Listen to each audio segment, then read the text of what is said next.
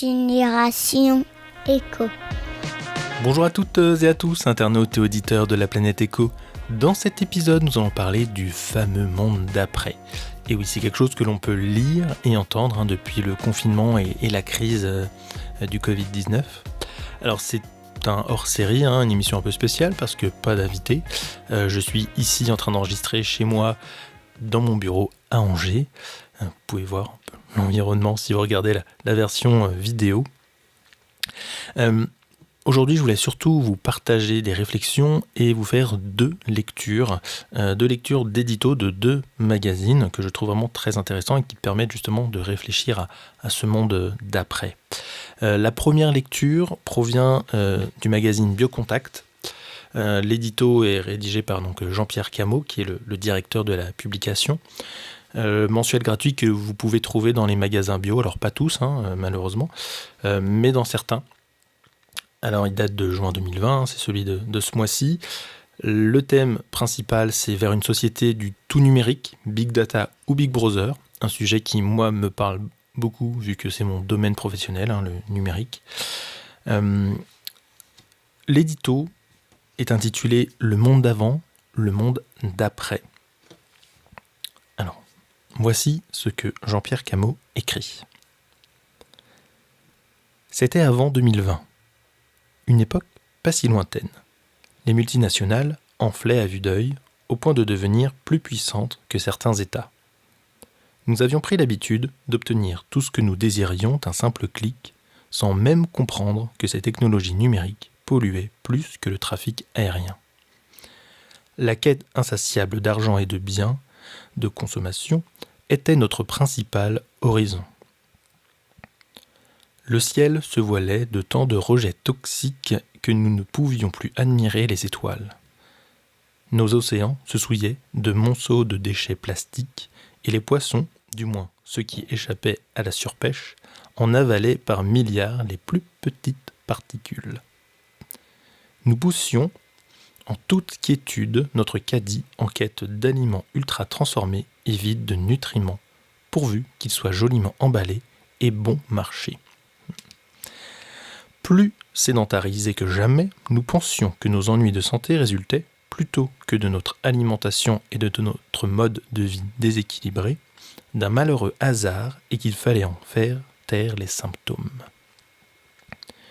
Grâce aux réseaux sociaux, nous entretenions l'illusion d'être entourés d'une foultitude de merveilleux amis, une manière addictive de tromper notre solitude avec des personnes indifférentes qui ne cherchent en réalité qu'à collecter nos likes. Coincés dans nos villes tentaculaires, nous nous précipitions chaque jour dans notre voiture pour nous rendre dans des lieux de plus en plus distants de notre domicile, que ce soit pour aller travailler, faire nos courses ou même partir en week-end. Ce monde fou a bel et bien existé. Nos dirigeants ne nous ont pas convaincus qu'il ne fallait pas contrarier les lobbies de l'automobile, du nucléaire, de la pharmacie, de l'agrochimie ou des opérateurs numériques, que l'économie passait avant l'humain. Nous vivions dans un monde de compétition absurde, avide de croissance infinie, mais aussi aux ressources limitées, l'équation impossible. Et puis, en 2020, est apparu un nouveau virus qui nous a tous confinés 2 mois durant. Période d'introspection durant laquelle nous avons réalisé que les réseaux sociaux pouvaient aussi servir à prendre des nouvelles de celles et ceux que nous aimions, à retisser de vrais liens d'entraide.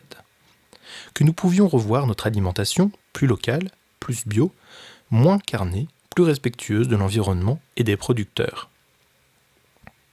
Nous avons ressenti la nécessité de pratiquer une activité physique et, pourquoi pas, de nous remettre au vélo, de nous tourner vers des thérapies alternatives pour plus d'autonomie et moins d'effets secondaires avec une visée de prévention.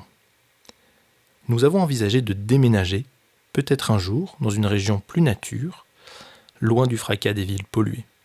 Et sûrement questionner notre profession. Donne-t-elle du sens à notre vie ?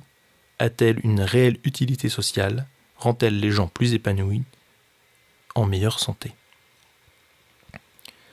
Alors, quand nous avons enfin eu le droit de sortir, nous avons tous préféré le monde apaisé que nous découvrions à celui que nous avions laissé derrière nous. De nouvelles habitudes et croyances se sont imposées. Parfois, nous devons tomber malades pour nous sentir mieux ensuite. Pensons à demain et à toutes les merveilleuses choses que nous pouvons faire. Un très beau texte, effectivement, donc de Jean-Pierre Cameau. C'est un magazine qui généralement est très intéressant avec plein de choses dedans. Donc ça, c'était la première lecture que je voulais voir avec vous. La deuxième, c'est l'édito d'Hélène Coutard, rédactrice en chef de So Good. Alors So Good, c'est un nouveau magazine créé et imaginé par la société d'édition indépendante SoPress et la plateforme de financement participatif Ulule. Un magazine qui est sorti ce 4 juin au prix de 6,90 €. Alors l'édito, celui-ci est un peu plus court, mais aussi très intéressant. Voici ce qu'elle dit. L'époque n'est pas à l'optimisme ni à la confiance. L'épidémie de coronavirus a fait plus de 275 000 morts dans le monde.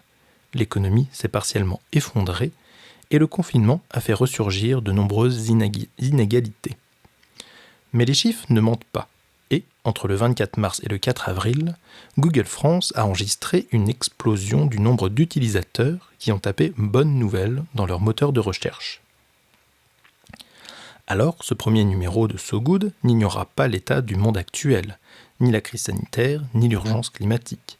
Mais, comme promis, il mettra en avant les célèbres et les inconnus qui se battent pour un monde plus juste, une société plus respectueuse de l'environnement, un quotidien plus solidaire et un futur plus égalitaire. Nous vous emmenons en Australie, en Finlande, en Inde, à Dakar, à Lyon, à Orléans ou même en Méditerranée. Faire la connaissance d'un hacker, des bonnes choses, d'une première ministre à 85% d'opinion favorable, d'une femme prix Nobel de la paix, d'entrepreneurs qui luttent à leur manière contre la pollution, la maladie ou pour une alimentation plus saine, de jeunes défenseurs du climat ou de moins jeunes, d'une DJ engagée et d'activistes de tous horizons. Sans oublier ceux qui ont illuminé cette crise de leur courage et de leurs bonnes idées.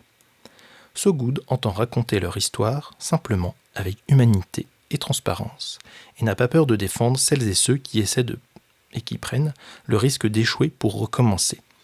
Nous aussi, nous essayons et en espérant de ne pas trop échouer.